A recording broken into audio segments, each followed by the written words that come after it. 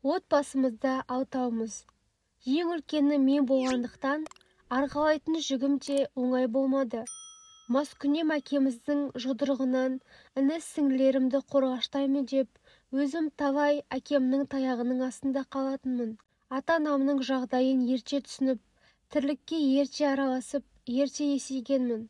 8-ші сыныпта ақыл тоқтатып, жеңгелеріммен жарыса жұмыс істейтін пысық қыз едім. Қамырды дөңгелетіп, бір келкі жайғанымда жеңгелерім таң қалушы еді. Анам әкемнің күйігінен, оның соққысынан талығып жиі ауыратын.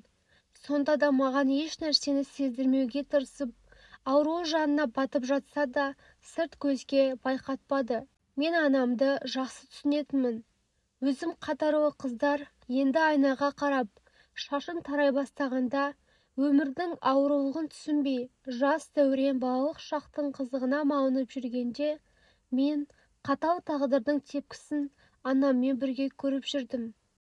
Әкемнің күйігінен анам үмітін үзгендей, өлімнен үмітті болып, ертең мен өлсем, іні қарындастарыңа жақсылап қара, біреуге телміртіп, жәутеңдетіп қойма дейтін көзіндегі ащы жасын сүртіп. Анамның өлім туралы айтқан сөздерін тыңдағым келмесе де, алаңдаған көңілін басу үшін іні-сіңлілеріме қамқор болдым. Өзгеге жем қылмай, көздерінен жас шығармай, әпкелік міндетімді адал атқардым. Мектепті аяқтаған уақытта анам төсек тартып жатып қалды. Жоғарғы оқу орнына түсуді қанша қаласам да, анамды қараусыз қалдырып кете алмайтынмын. Сондықтан аудандағы тегін кәсіптік лицейді бітіріп алдым. Онда да анамның айтуымен бардым.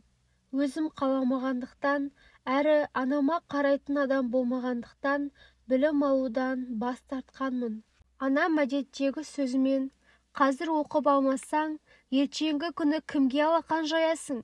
Іні-сіңлілерің де өсіп, өз жолдарымен кетеді. Сол кезде бір кәсіпті болса да меңгеріп алмағаныңа өкінесің деп жүріп, мені тігіншілікке жіберді. Тігіншілікті оқып жүріп, үйренген нәрсемді үйде қайталап, қолым тез жаттығып кетті. Қолымнан келгенше киім, халат тігіп, таныстарға сатып, анамның дәрілеріне тиындап ақша жинап алып беріп жүрдім. Менде ақшаның барын білген кезде әкем, саған қазірден ақша астауға кім рұқсат берді деп ақшамды алып қоятын. Менің жиған тергенім ештеңеге жетпейтін. Анамның ауруы асқынып бара жатқан соң, ата-әжеме хабарлауыма тура келді. Олар әрең тыныс алып жатқан анамның жағдайын көріп, ертерек хабар бермегеніміз үшін ұрсып алды. 6 баласы жетім қалмасын деп, зейнетақысын жиған терген ақшаларын әкеліп, анамды ауруханаға жатқызып емдетті. Оның өзіне қыруар қаржы кеткен еді. Ата-әжемнің осы жақсылығына қуанып, қайта-қайта рахметімізді айтып, мәз болып қалып едім. Анамның сауыққанына 1 жыл уақыт өткеннен кейін, әжем анама жұмсаған ақшаны қарыз ретінде мойнына іліп қойды. Әр нәрсенің сұрауы бар. Бар ақшамды саған беріп, өлім аузынан біз алып қалғанбыз сені. Қазір күн көрісіміз нашар. Саған кеткен қажының бәрін көп ұзатпай қайтарарсың деп, шыққан шығын жазылған тізімді анамның қолына ұстатып кетті. Бұл уақыт аралығында мен перде, көрпе төсек тігіп, құрақ құрауды да үйреніп алған едім. Осы арқылы тапсырыстар қабылдап, тапқан табысымды үйге және әжеме беруге бөліп жинап, 2 жылдың ішінде қарыздан түгел құтылдым. Әр перде тігіп, құрақ құраған сайын қолымда үйреніп, күннен күнге жаңа дүниелерді ойлап таба бастадым. Осылайша тігіншілікті терең меңгеріп, үлкен табыс таба бастадым. Табыс тапқан сайын оны жұмсайтын жерде табылып тұрады ғой. Іні-сіңлілерім бірінен соң бірі мектепті аяқтады. Оларды оқуға түсіріп, жатақханаға орналастыру да маған жүктелді.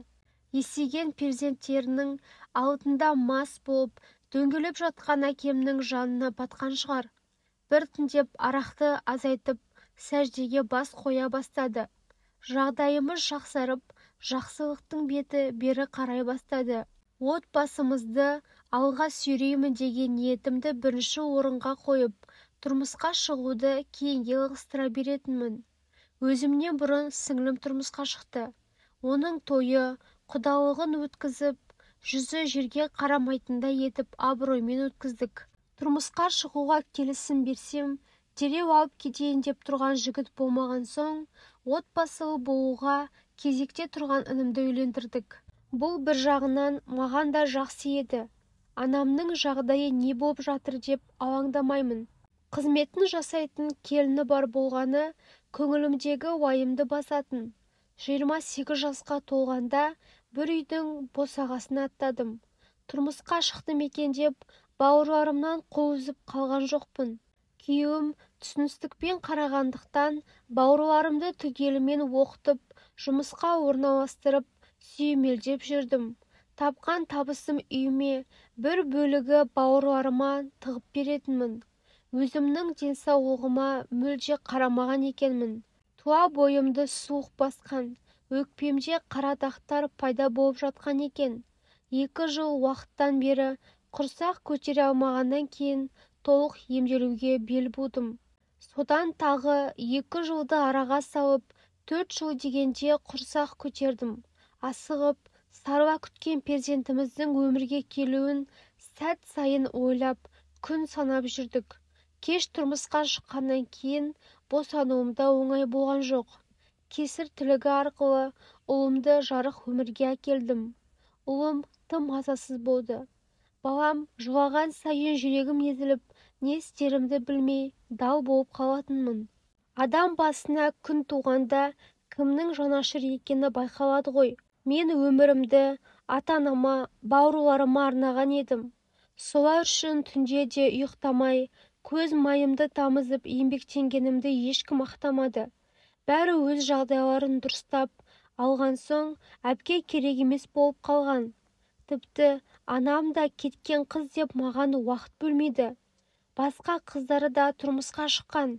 Олармен күн сайын сөйлесіп, хабарын біліп тұрады. Ал маған өзім хабарласпасам, анамның өзі іздейін демейді.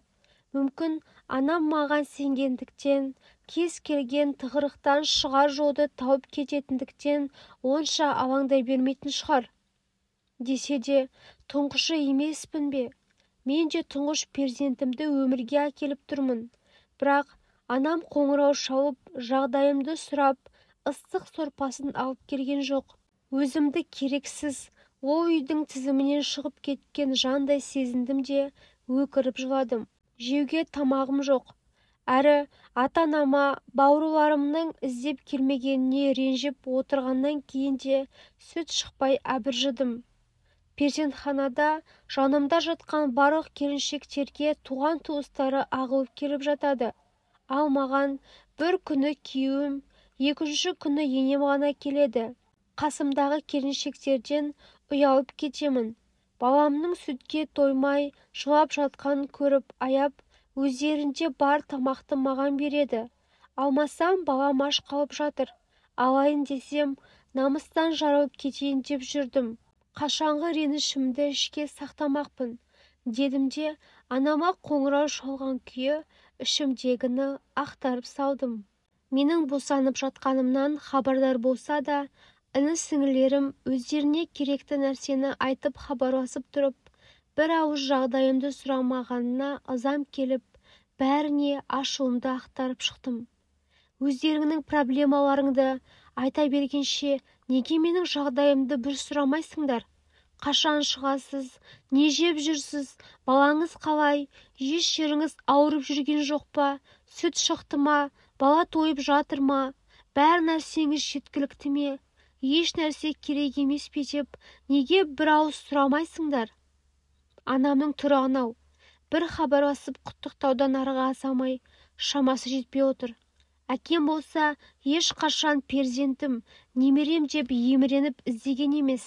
Өзіне бұрын өліп кетпесек іздемейді. Інілерімнің саны бар, сапасы жоқ.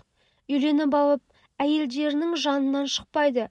Әйелдеріне тамақ істетіп, бірде-бір рет келіп кетуге жарамады. Сенім артқан сіңілерім күйеуімен проблемасын айтудан басқасын білмейді. Кімде қиындық болмайды? бәрінің басында қайғы бар. Міне, жездеңнің жүрісі. Енемнің беріп жіберген сылдыр суы ғана бар сорпасын әкеліп береді. Балалы әйелге бұл тамақ бола ма? Балаға жайлауға келші десең, бәлеге қаламын. Аспанды төңкеріп жіберердей айғайға басады. Ешбір туысқан да іздейін демейді. Түнімен балама сүт жетпей, ұйықтай алмай 2 күн қолымда көтеріп жүрдім. Жанымдағы келіншектер өздеріне әкелген тамақтарын маған бергеннен соң сүт жиналып, балам тыныш ұйықтай бастады. Осындай кезде сендердің іздейтін орындарың ғой деп ұрысып жылап алдым. Ертеңіне перзентханадан шығатын кезде сіңілім күйеуімен бірге келіпті. Сөзім сүйегіне тигеніне қуандым. Күйеуім еш қайда жібермеді деп сылтаурататын сіңілім күйеу баланы ашса алақанында, жұмсақ жұдырығында ұстайтынын көрдім де, өзі келгісі келмей, ешкіммен араласпай, бар күнәні күйеуіне төңкеретін мінезін көріп ренжідім. Содан кейін араға уақыт салып 2-ші перзентімді де өмірге әкелдім. Бұл кезде де осы жағдай қайталанды. Күйеуімнің туыстары болмаса, мен қайын жұртыма, бауырларым мен ата-анама керексіз екенімді түсіндім. Барсың ба, амансың ба деп іздеп, еске алып отырған ешбірі жоқ. Мейлі, қарнымның ашқанын қойшы, бәрінен де қадірімнің қашқанына жылаймын.